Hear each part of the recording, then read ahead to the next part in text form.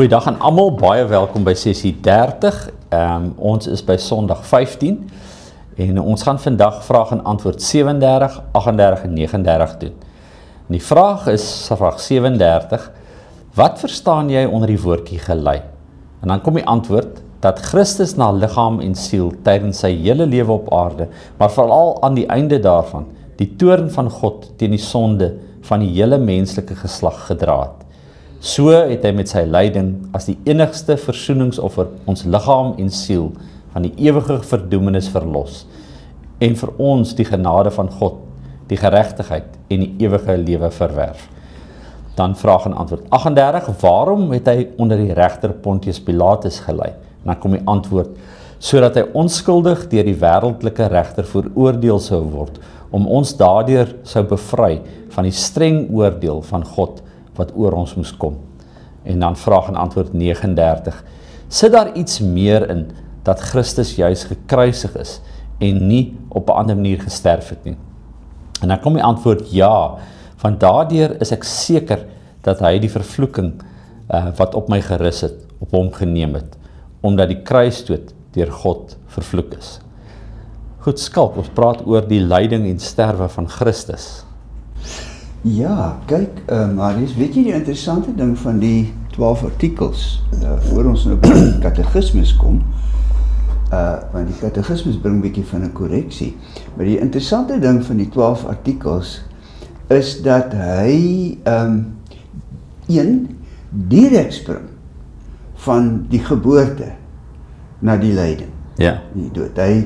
Die hele middeldeel van Jesus se lewe op aarde en sy wonderwerke en sy leringe en goed, hy spring los boor daai net tot by die lyding. Want natuurlik, dit is op die ou einde 'n belangrike punt waarby ons moet uitkom en jy kan ook mos nou nie alles in 'n kort belydenis skryf nie, jy moet die essensie uithaal. So dis die essensie, ons kom nou, hulle het gaan soek na wat die essensie is. In die vroeë kerk, want onthou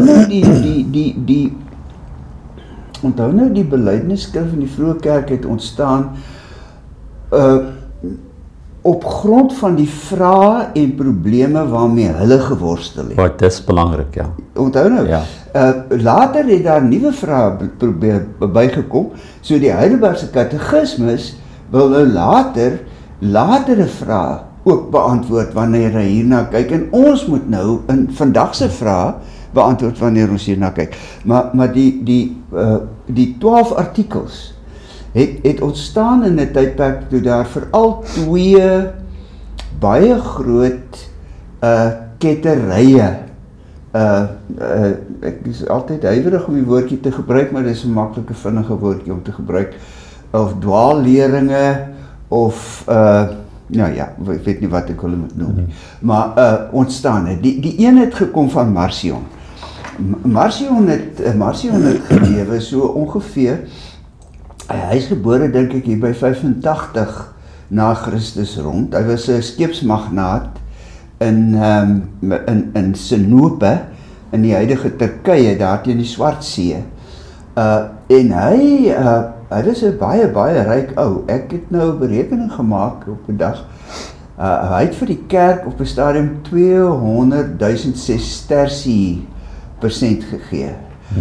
Dit werk in vandagse terme tussen 90 miljoen en 180 miljoen rand uit, as jy dit na rand toe wil omsit. En die kerk het dit teruggegee op 'n stadium vir hom daai geld teruggegee, want hy het 'n verkondiging begin en gesê daar's twee gode, daar's 'n demiurg, dit is 'n so tweede klas God, en dan die Vader van die Here Jesus Christus.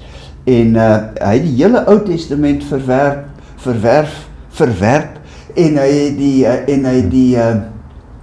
die Nuwe Testamentiese boeke het hy gesny. Hy het nie, die Nuwe Testament was nog nie aanvaar as Bybel nie. Maar hy het net in Paulus geglo. En dan het hy die Lukas Evangelie, het hy al die stukkies wat Ou Testamenties is uitgesny. Maar hy het die kerk met ander woorde gedwing om te dink oor een God, die Vader van Here Jesus wat die skepper is. Ek glo in God die Vader, die almagtige skepper van die hemel en aarde. Ja. So daarom moes die kerk op hom reageer. En dan was daar 'n ander siel, Arius, wat weer 'n briljante prediker was. Hy was 'n priester in Alexandrië, die universiteitsstad van die wêreld. En Arius het oor Jesus gedink, want die probleem is dat Jesus vir die denkers 'n probleem was. Is hy mens of is hy God?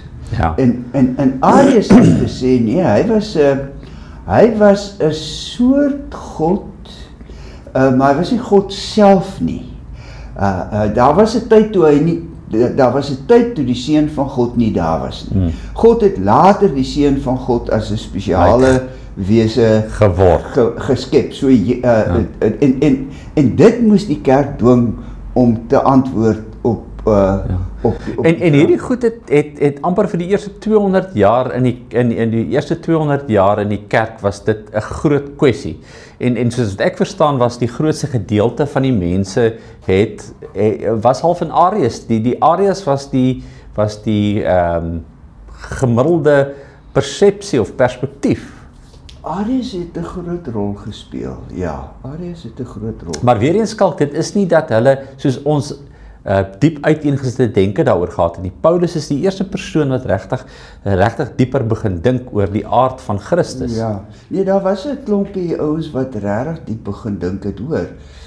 Die Kappadosiërs is daar ook in Turkye, die 3 Kappadosiërs. Ja, maar ons het hulle nie in die Bybel nie. Ons het net vir Paulus in die Bybel. Nee, wat in die Bybel ons het net vir Paulus in die Bybel. Ja, kyk, die Bybel gee nie vir ons al daai antwoorde nie. Maar goed, kom ons kom nou by die woordjie gelei. So die een van die goed wat in daai tyd gesê is dat en dan kom ons by eintlik maar by Marcion wat skerp onderskei het tussen die materiële en die geestelike. Marcion is springlewendig. Daar's baie mense wat vandag nog meer oor hulle geestelike lewe, wat hulle geestelike lewe en hulle materiële lewe so van mekaar skei dat dit 2 wêrelde is. En Marcion het dit gedoen. So, en dan het hy byvoorbeeld gedink, Christus kon nie regtig lei nie, want Christus was die seun van God en hy het net 'n skynliggaam gehad en hy het net skynbaar gelei, en nou kom hierdie belydenis om vir ons ook te sê, kyk, die Here Jesus het regtig gelei.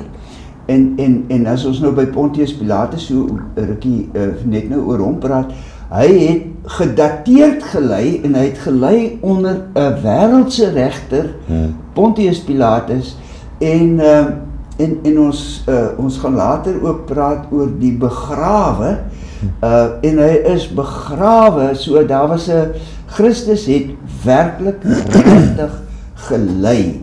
En daarom is die woordjie gelei belangrik. En die antwoord sê hy het gelei na liggaam en siel tydens sy hele lewe op aarde. As ons dink aan die lyding, dan dink ons byvoorbeeld aan Mel Gibson se fliek The Passion of the Christ. Jy weet waar jy as jy nou 'n tyd lank, ek het die fliek destyds gesien, al wat ek het onthou is die bloedige kruistonele. Maar Jesus se lyding was voor daai tyd al, en dit was ook 'n lyding na siel. Hy het nie net na sy liggaam gelei nie. Hy het gelei met 'n soort eensaamheid van mense wat hom nie verstaan nie. Selfs die mense wat hom liefhet en wat saam met hom geloop het die meeste van die tyd nie 'n klou gehad van wie Jesus is en wat hy doen nie. En daardie soort menslike eensaamheid waardeur hy gegaan het, was ook 'n soort lyding. Ek dink altyd aan Psalm 102, daai, as ek so aan Jesus se lyding dink, dan dink ek aan Psalm 102, wat sê, ek is soos 'n voël in die woestyn, ek is soos 'n naguiltjie in 'n mirasie, en Jesus moet baie keer in die nag het hy tot God gaan bid, ek is soos 'n eensame voël op die dak van 'n huis, Psalm 102. En daardie soort van lyding, dink ek, is 'n geweldige lyding, en Jesus het ook na liggaam en siel gelei vir ons. So dis is 'n storie vir mense gewees, eers 'n God wat ly, wys half van 'n onmagtige God, maar inteendeel, die betekenis daarvan moet so duidelik eintlik wees, sodat ek nooit deur God verlaat sal voel nie. Jy weet, so jy weet, die gedagte van die lyding is nie dat ons die lyding moet probeer uitverstaan nie. Die gedagte is, ons moet dit resoneer en sê, wel, ek voel ek gaan dood, of ek voel angstig, en dan moet dit onmiddellik na jou toe kom, eintlik sonder diep teologiese verduideliking of prediking, vir jou, selfde. Maar mense sê baie keer, weet ek wil nie meer lewe nie. Ja. Ek wil liever dood wees. Dit het al meermale met my gebeur. Een van die treffendste oomblikke was 'n jong katkesante dogter, man, 'n pragtige kind, wat na my toe gekom het, jare terug daar in die Parel. En vir my, voor kerk, ek het daar buite gestaan om die mense te groet, soos wat jy ook gereeld doen. En sy het na my toe gekom en my sê, oom, sê net vir my, gaan ons regtig vir ewig lewe? Ek sê vir haar, ja my liefde. Sy sê, dit is die verskriklikste ding wat kan gebeur. Ja, omdat die lewe fase so erg is. Ja, en as ek sommer dink net aan 'n klomp mense, die lewe kom met, iewers in jou lewe kom groot komplikasies. En vir klomp mense bly daai komplikasies. Maar weer eens wat jy mooi sê, hy troos. Ja, die belydenis troos ons. Christus weet. Dit is doodgewoon dit. Hy verstaan dit. Hy het dit aan sy lyf gevoel. Dis nie asof God daar een kant sit en sê, ja wel, dit is nou maar, julle moet maar daar deur gaan, jy weet, kom daar oor, dis maar soos die lewe is nie. God weet, want hy het dit aan sy lyf gevoel. Hy het dit in sy hart gevoel, hy het dit in sy siel gevoel, toe Christus mens word. Want sy menswees en sy Godwees was so eenheid, dat God ons menswees beleef het in Christus. Dis vir my die wonder van Christus, dat hy ons middelaar is, maar dit beteken so, dat ons menswees so aan die Skepper gekoppel is, dat die Skepper dit in sy hart en in sy lyf gevoel het om 'n mens te wees. Daar's nie 'n dingetjie van mens wees, wat die Skepper nie vir ons kan sê, my kind, ek was daar nie. Maar dis nou meer, wat ons vorige week ook gepraat oor ons kindskap, nê. So ons vind ons kindskap. En ek dink net weer, die afgelope tyd skalk is diep onder, die frase kom net by my meer en meer op. Ons word meer geleer en gevorm deur ons lyding en ons mislukkings as ons suksesse. Ons suksesse vier ons, en ons gaan eet uit en ons doen goed, en dan die volgende dag vergeet ons daarvan. Maar ons lyding bly by ons. En dit het 'n sterk vormende impak. Jy weet, ek dink net weer, wanneer ek swak is ek sterk. Hoekom sal hy dit sê? Want dan is Christus my beskutting. Maar op ons suksesse is ons sterk. So dis 'n wonderlike ding om anders te dink ook oor ons sterwe. Ons word formeer. Ja, ek dink ek wou nou vandag bietjie oor Pilatus praat, maar ek dink ons moet maar dan volgende keer oor Pilatus praat. Ek wil net sê oor die lyding, om aan te sluit by wat jy nou gesê het. Douglas John Hall is 'n Kanadese teoloog wat 'n wonderbare boek geskryf het, God and Human Suffering. As iemand hom in die hande kan kry, lees tog daai boek. Dit is vir my 'n wonderbare boek. En Douglas John Hall maak die punt wat jy nou gemaak het. Hy maak dit op 'n wonderlike manier, waar hy aantoon hoe voor die sondeval daar reeds lyding was. Want God bring die diere na, God sien dat Adam alleen is en eensaam is.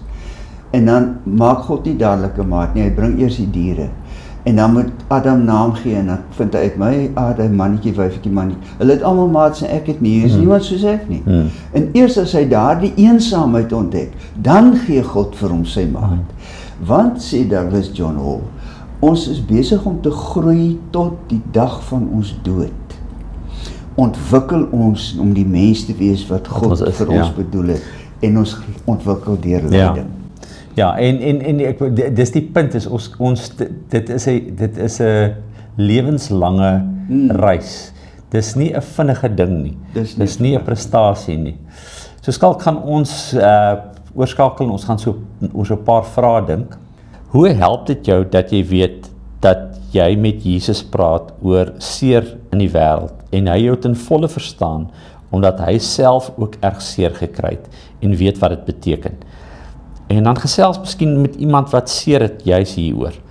En dan vir volgende week dink wat sou dit beteken om te praat oor God se geregtigheid en waarheid en wat die dood van sy seun noodsaaklik gemaak het.